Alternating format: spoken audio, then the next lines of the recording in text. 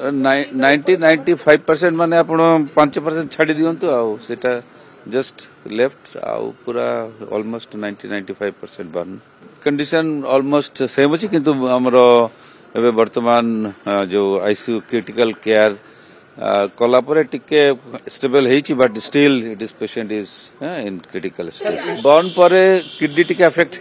हे जाय kidney affect हेची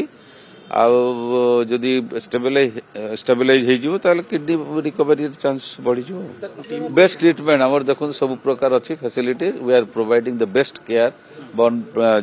जो पेशेंट 90% 95% पेशेंट को जो सब जो प्रकार स्पेशल केयर दरकार हुए सगुड़ा सब दिया किसी कहब नहीं आउरी मे बी अनदर 24-48 पर आम जानी पारिबा कि केमती कौन रिकवरी स्टेज या लिफ्ट कथा एबे वर्तमान वी आर नॉट थिंकिंग